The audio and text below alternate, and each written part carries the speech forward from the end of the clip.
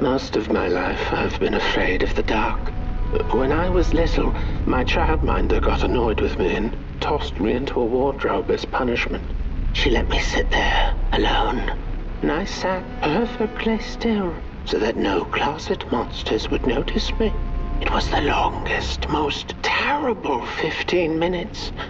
Many years later, I don't know what happened, but now I love sitting alone in the dark. I get into the wardrobe, close the doors, and I sit perfectly still. It's like a void, empty, but not cold, where nothing exists and everything is possible.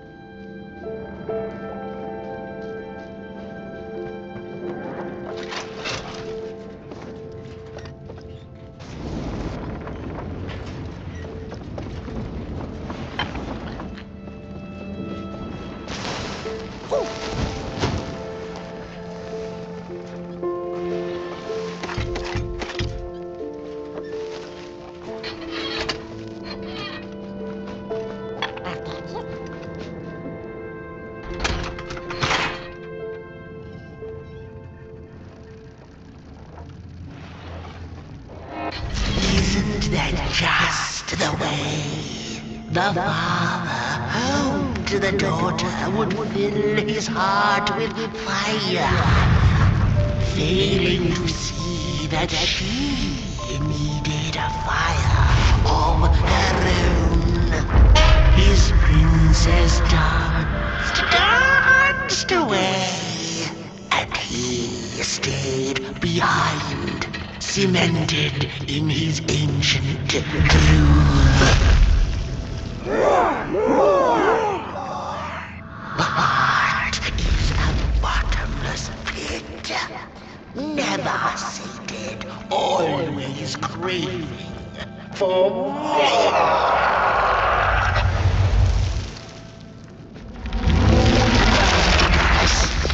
Enough! Keep on walking the midnight walking. Don't run all the way to your infernal doom. She will be there to gobble up the earth.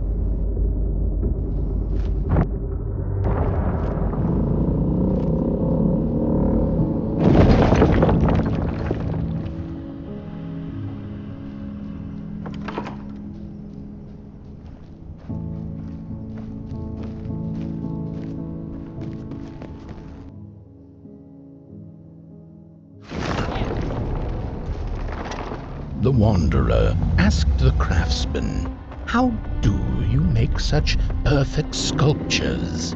To which he replied, "Oh, there's nothing to it really. I go into the dark woods, I find the sculpture already waiting inside a tree, and then it's just a matter of carving it out."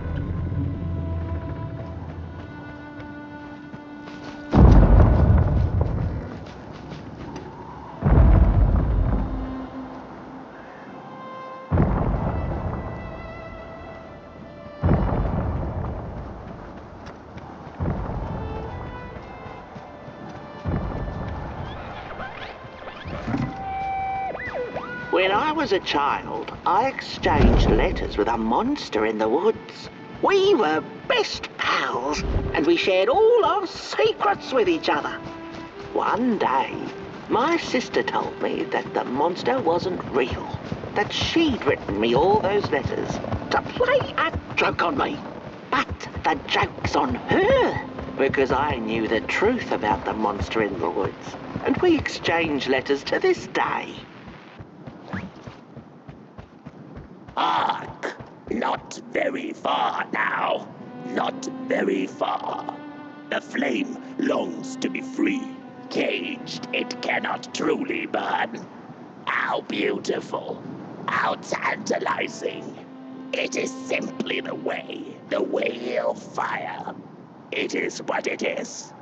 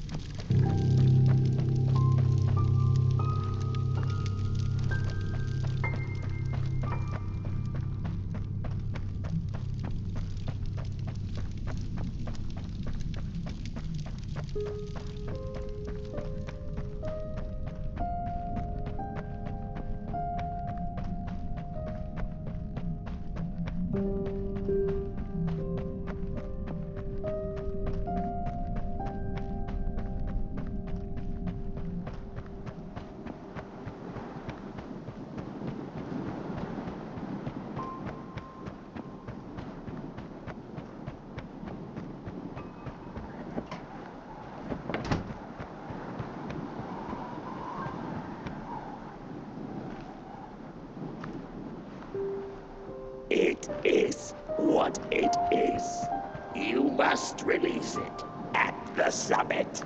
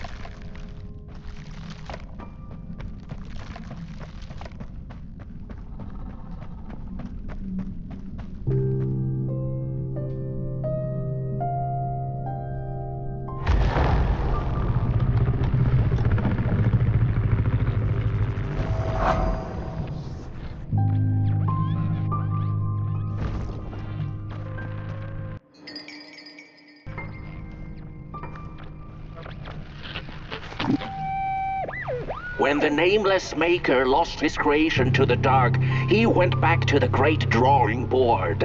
In his desperation to regain control, he made an attempt to sculpt the face of the dark itself, something he thought he'd glimpsed in his nightmares.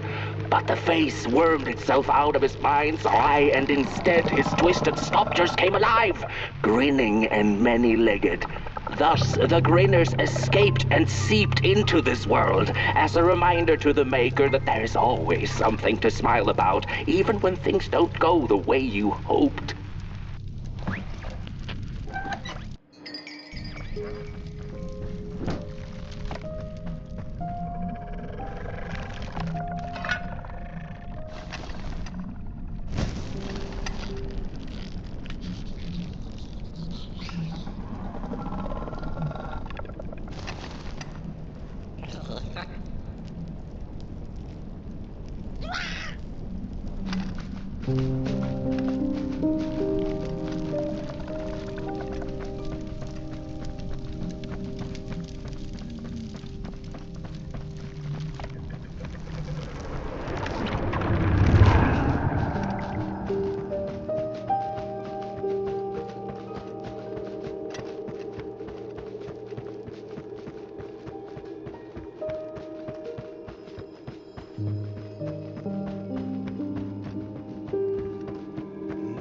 Whoa there! You look like you're about to move a mountain. That's what I get for trying to get in the way of a flame and its destination. Let him walk his walk. Ain't nothing gonna stop him now, looks like. Very well now, burnt one. You're going to Moon Mountain, and that walk is for you alone. You have a tough decision ahead of you to make, just like the ones who came before. But they're all long gone. In the end, all there's left to follow is your own heart.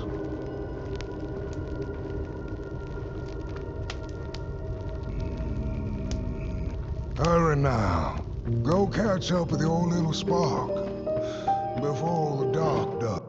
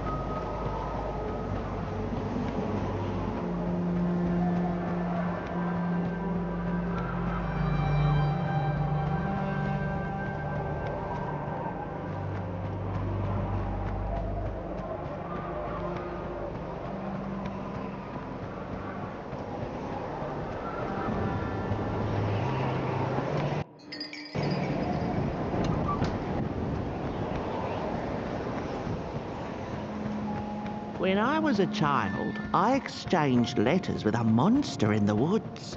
We were best pals, and we shared all our secrets with each other. One day, my sister told me that the monster wasn't real, that she'd written me all those letters to play a joke on me. But the joke's on her, because I knew the truth about the monster in the woods, and we exchange letters to this day. Oi, you the caretaker of this little fireball? What were you thinking, letting him run off?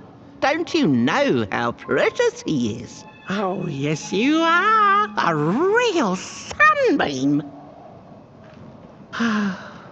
Who took the sun away? We Merkles used to ask until it finally ceased to matter. Night skies like these, trouble seems so far away, doesn't it? I mean, isn't this just... Exactly my point. I used to be afraid of the dark. So much so that I became obsessed with these huge electric lamps left behind by the craftsmen of old. Couldn't pry myself away from them. I'd sleep outdoors and under their blinding radiance. One day, I woke up to the noise of quivering planks and nails. And would you believe it was my own house leaving me? It had gotten so restless it grew a pair of legs, took a name and went on a hike. Housey was its name, bless its soul. Houses have no imagination. But I bet it had a grander adventure than I could ever imagine.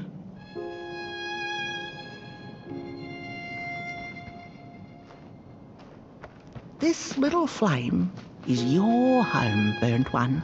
Keep them nurtured and safe, and you'll always find yourself in the right place. Through the rain, in the dark, and over Moon Mountain. Look at those stars burning like so many candle lights.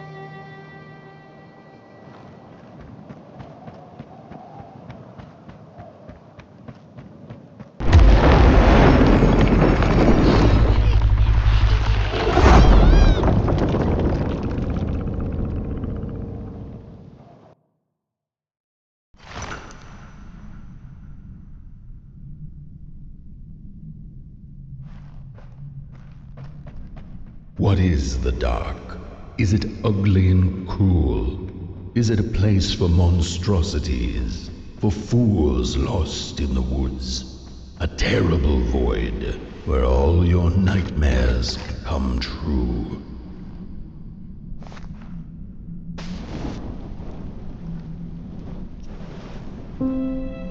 The dark could be a friend, perhaps a space where we might find each other, all of us equal under its cloak.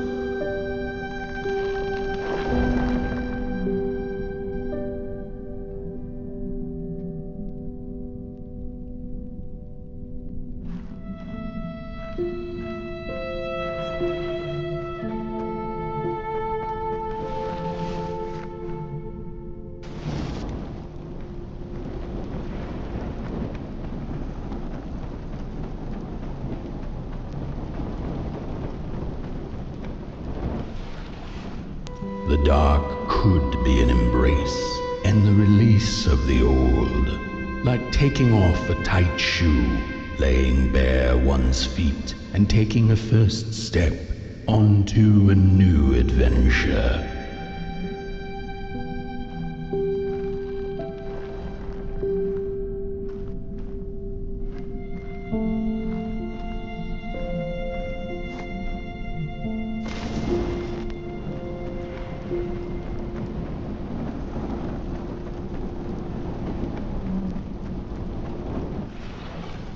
The dark could be a moment of clarity and calm, a break through icy clouds and the shameful stories we tell ourselves that fetter us to the clay and mud.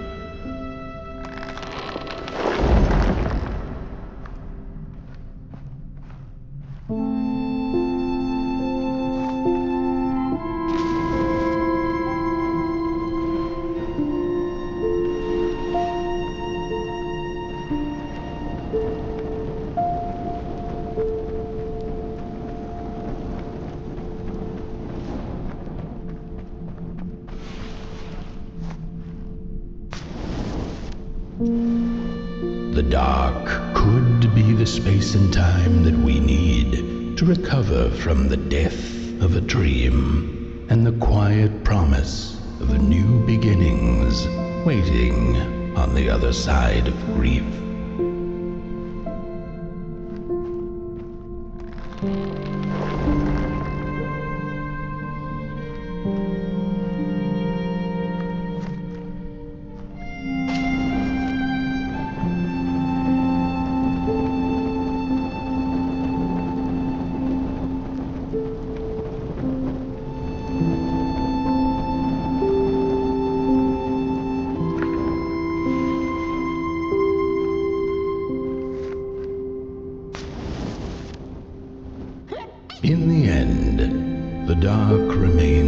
mystery, its secrets locked away behind the stars. But one can rest assured that it is always there, watching, patiently waiting for us to enter it, with fire in our hearts and with eyes wide open.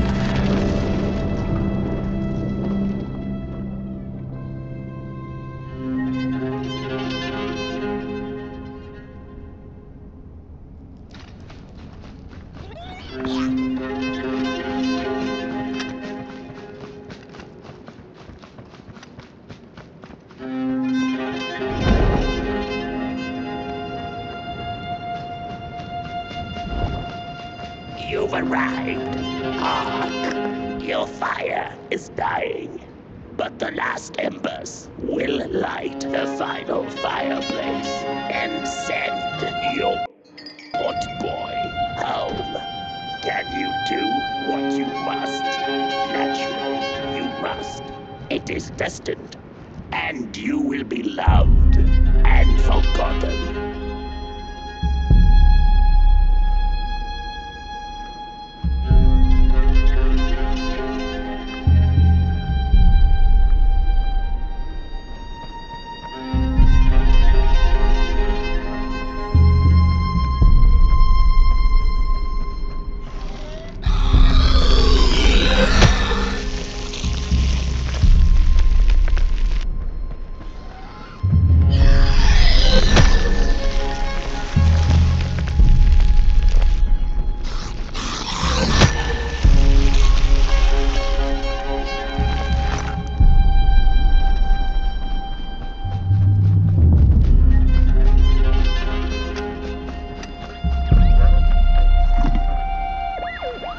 The first two-legged beings did prosper under the first sun, but it didn't matter how much they bathed in its light. They craved more.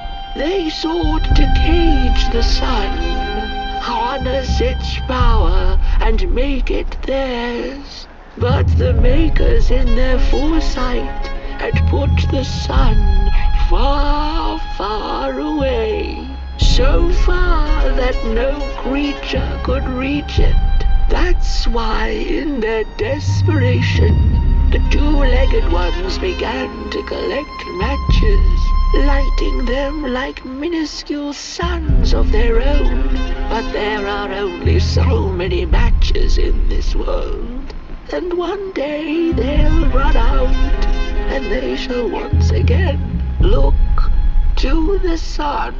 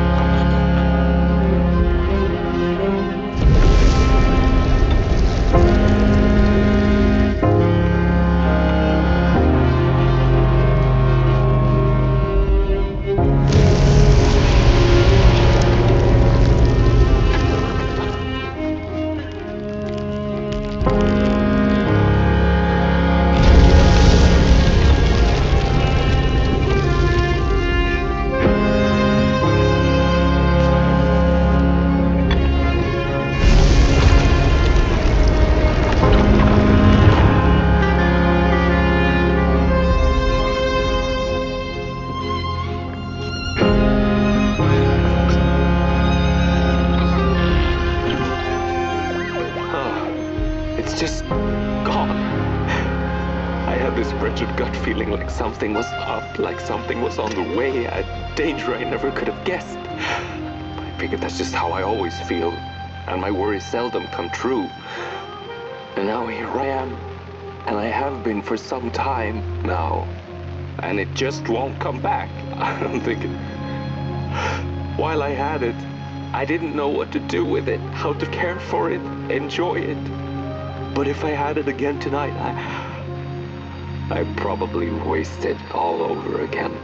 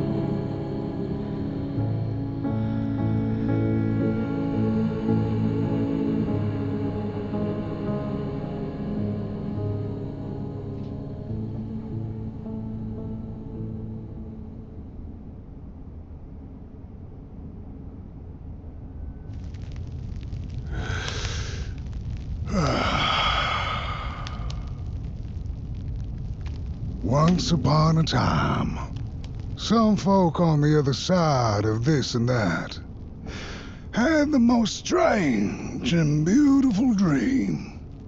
I hope that tonight you caught a glimpse of it, and I wish you the levity and grace to smile in the darkest of times and on the way down your midnight walk.